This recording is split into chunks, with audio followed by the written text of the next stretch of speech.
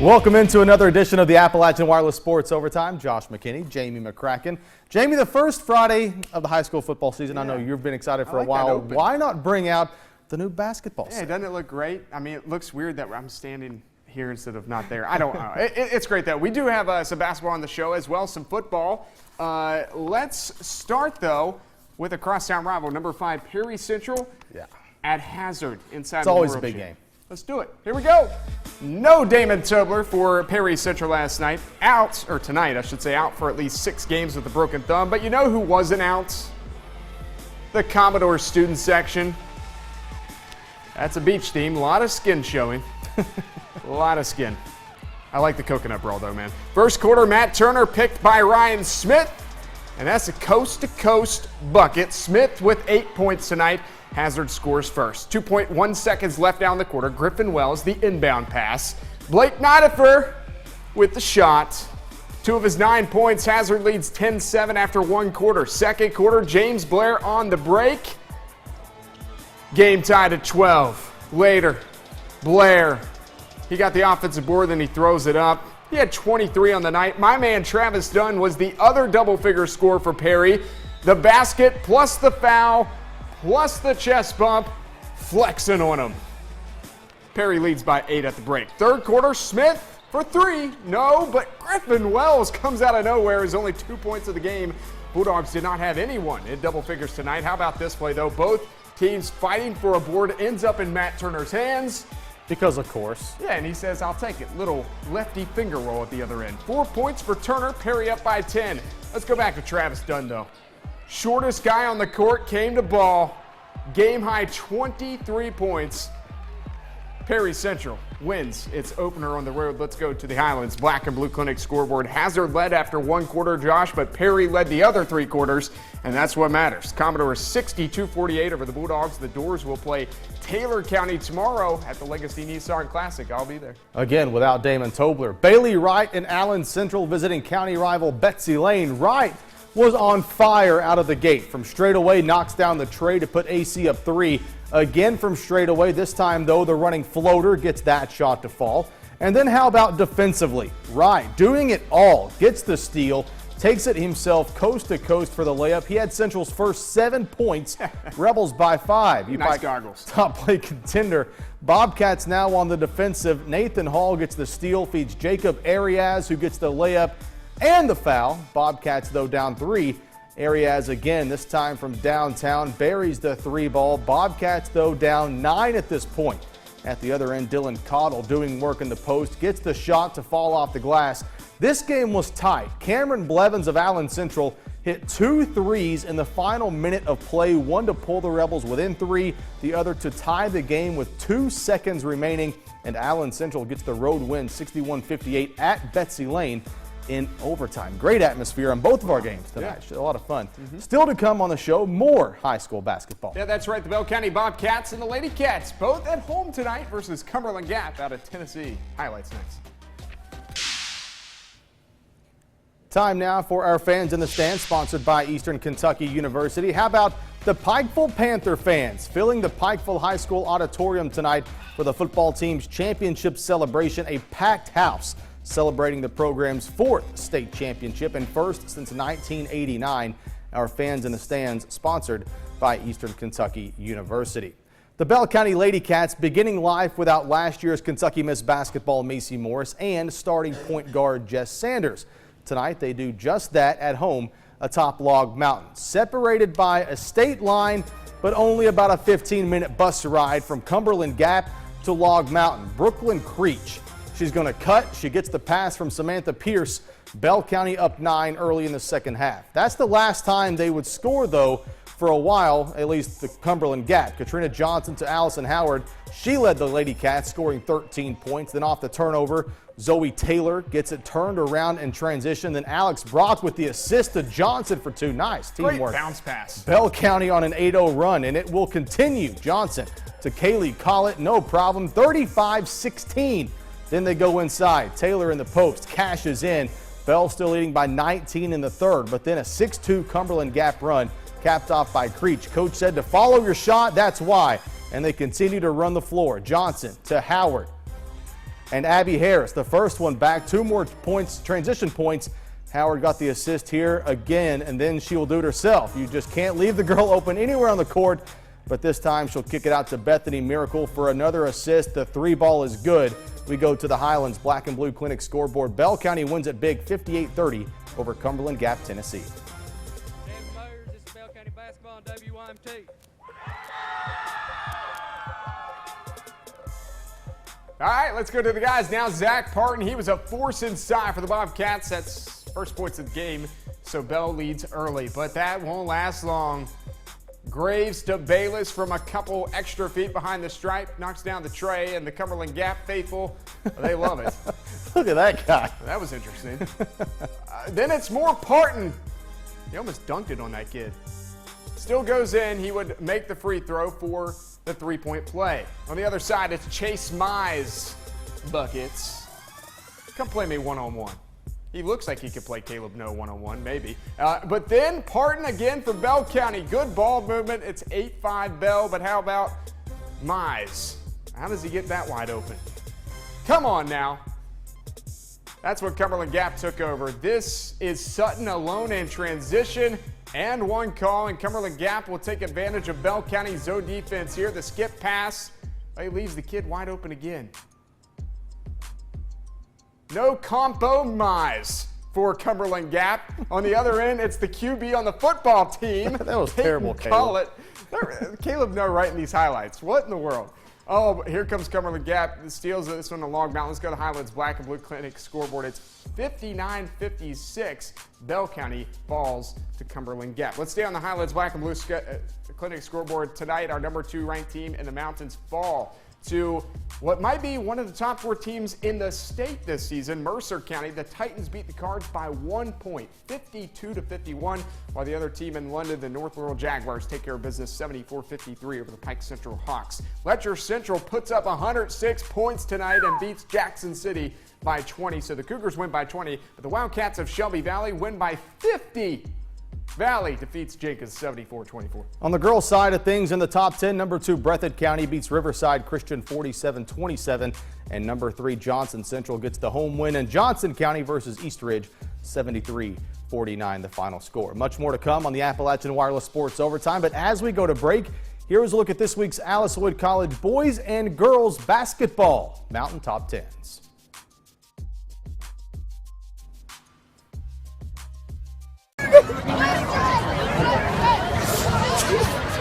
We did it, bro! We did it, bro!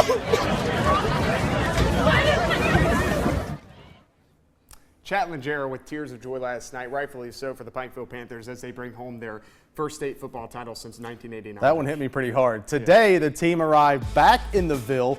Hundreds of fans packed the Pikeville High School auditorium to welcome home the 2015 Class A state champion Panthers. Former head coach Hillard Howard, who led the Panthers to 3 state titles in the 80s, sent a special message to the team from his home in Orlando. Take a listen. I had the privilege of coaching Coach McNamee, and I'm just so thrilled right now and so happy for him. He was our strong safety on this team and tight end, just a tremendous player, and to see him come back and develop a team like this and win the state championship, it just makes me very proud. To have the type of fans you have in Pikeville, the number 1 fans in the country, and to see the turnout last night, it was just unbelievable. But again, that brings a lot of respect back to the mountains.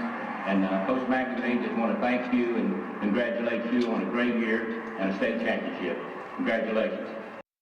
That's awesome. Awesome message from Coach Howard. Now let's relive last night. The Pikeville faithful, before they return home, we're in Bowling Green for Pikeville and Beechwood. First quarter Wyatt Battle swings it out to A.J. Vanderbeck, picks up a big first down the sideline just outside the Beechwood red zone. Same drive. A couple of plays later, Battle goes over the middle to Chatlin Gerald. You just saw him. I just like the dab. I like the dab. There we go. 7-0 Panthers. Still in the first, Panthers with it back. Beechwood can't bring down this guy. Derek Pugh, what a game he had. 239 yards, 2 touchdowns. Pikeville sitting pretty. Couple of plays later, back to the air. Battle, the play action pass to Cody Charles. Charles finishes the job. Pikeville on top 14-0 after 1 quarter. Now things would get a little bit interesting in the second half, but minutes left in the game. Pikeville up a score. Blake Charles puts it away, the proverbial nail in the coffin, big touchdown run. And of course, they all went to the Waffle House last night. Yeah, 5 o'clock in the morning. Pikeville would win its state championship. Celebrate with some waffles. Fourth title in program history, 42-28, the final last night in Bowling Green over the Beechwood Tigers. So the Mountains are 1 for 1 so far. Team number 2 will take the field tomorrow night, and that is? Yeah, the number 1 ranked team in the Mountains, Josh. They are back in the state championship game again for a 3rd straight year. The Pulaski County Maroons will try to go back-to-back and win the state title for a 2nd straight year. Lauren Cash and Tanner Hesterberg are in Bowling Green and preview the game. Well, welcome into a chilly Bowling Green, Kentucky, the site of the state football championships this weekend. Lauren Cash here alongside Tanner Hesterberg. Tanner, the Pikeville Panthers took the first title of the weekend last night, Thursday, against Beechwood. Now, no games today, but Pulaski County, one of our 4 coverage area teams, takes the field tomorrow night. Tanner, what do you know about them? Well, that's right. The Mountains 1 for 1 right now. Pulaski County looking to make it 2 for 2 tomorrow night. Here's what we do know. This is a Pulaski County program that's in the Class 5A state championship game for the 3rd straight year against a Bowling Green team that won 3 straight titles from 2011 to 13. The Purples absent from last year's title game after defeating Pulaski County the year before. So a little bit of a rivalry between the players from these 2 programs. Yeah, Tanner, that's exactly right. They've become pretty familiar with each other over the last three seasons. They even played in the regular season last year, and the Purples bested the Maroons again. But Pulaski County is very confident heading into this game, having overcome several large deficits in the region final and the state semis. Here's a preview of Saturday's game. The number 1 team in the Mountains, the Pulaski County Maroons, are set to make their 3rd straight Class 5A state title appearance. It's just something we've worked for. We didn't expect to get here, but it's a luxury to get here again, and we're going to take the chance, and we're going to make the most of it. The reigning champs have had to overcome slow starts in their region final and state semifinal games to get to the carpet in Bowling Green. We preach to our players it's a long game, and regardless of what happens, good or bad, you can't fall apart if it's bad, and you can't get too excited if it's good, because it is a long game, and you got to play and play and play. So hopefully that's a good experience for us that we have been able to come out of some holes. This year's 5A state championship game is a rematch of 2 years ago between the Maroons and the Bowling Green Purples. The Purples bested the Maroons 49-14. Well, they've got us the past few times we played them, but we feel really good about the game, actually. We're really confident. We're not worried about anything that happened in the past, and we do believe we're the better team this year. Saturday's game caps off a busy day from LT Smith Stadium, starting with the Western Kentucky Hilltoppers hosting the Conference USA Championship game against Southern Miss. Now the Class 5A Pulaski County Bowling Green game is the last game of the night tomorrow, 9 o'clock Eastern time. Kind of a late start. The 6A game before that, Louisville Male High School, that would be my high school, taking on Lafayette. But the whole reason the high school football championships have kind of been a hectic, crazy schedule is because the Conference USA Championship game is underway tomorrow early afternoon / late morning, depending on what time you get up. An 11 a.m. local time kickoff between Western Kentucky University and Southern Miss. Now, Tanner, let's talk about Sunday's schedule. Right, we get back on the high school track on Sunday. The Belfry Pirates at 5 o'clock Eastern time in the Class 3A state championship game will take on Lexington Catholic. Of course, Belfry going for its 3rd state championship in a row, and then a team that has never made it to this stage before, the Golden Eagles of Johnson Central, in the Class 4A title game will take on South Warren at 8 o'clock Eastern time on Sunday night. We'll have complete coverage of those games. She's Lauren Cash. I'm Tanner Hesterberg reporting for Sports Overtime. All right, thank you guys. 1 coverage team down, 3 more to go. Bring them back to the Mountains, guys. Next up, number 1 ranked Pulaski County Maroons. They'll kick off at LT Smith Stadium in Bowling Green at 9 o'clock Eastern time tomorrow night versus the Purples. So we get the clash of the colors, the Purples and the Maroons. Of course, the Purples beat Pulaski County 2 years ago in the state finals. The Purples also beat the Maroons in last year's season finale before Pulaski County went on to win the state title. Should be exciting. A big day of football tomorrow. Now, just ahead on this Sports Overtime, the Saturday slate, and they kind of previewed it for us a little bit. Yeah, we previewed the Class 5A state championship game, as well as Western Kentucky Hilltoppers. You heard Lauren talk about it. They're in the Conference USA title game tomorrow. We're the Alice Florida men's basketball team. And you're watching Sports Overtime. Time now for our McDonald's Student Athlete of the Week. Kelsey Cottle is a senior at Hazard High School, where she has a 3.98 GPA. She's a member of the National Honor Society and was named Homecoming Princess. She is also a member of the basketball team and has been named Academic All-State 3 times. Congratulations, Kelsey, our McDonald's Student Athlete of the Week. All right, now time for our Long John Silver's nothing but net shot of the night. Travis Dunn, shortest guy on the court for Perry Central. That's okay. He came to ball. Yeah, I bet you Kelsey Cottle, by the way, was probably in that student section for Hazard. They all wore like Santa. I would say you're right. Yeah, Santa things. Watch this again, though. My man, Travis Dunn. Little over the head scoopage hook. I don't know what that is. He had a game-high 23, and Perry Central wins its opener over Hazard. Travis Dunn, our shot of the night. Scoopage. It's time now to get you set for this weekend's action with the Saturday slate, sponsored all season long by the good folks at Union College. Now, going on tomorrow, we've already talked about Pulaski County and Bowling Green, the Conference USA Championship game between Western Kentucky University and Southern Miss. Yeah, the Hilltoppers, with their win over Marshall last week, earned the right to host tomorrow's conference championship game. And head coach Jeff Braun says his players are really excited about playing at a big-time game at home in front of their home fans. No, it's been a great week. I think our guys are excited. They're energized. They're ready to play in a championship level game. And really, this is what it's all about. You work all year long, 365 days a year. These guys put a lot of time and effort and sweat into this. And now it's here. We get a chance to play in front of our home crowd. That's what it's all about. We've got to go out, relax, make plays, and play our best. And we're looking forward to it.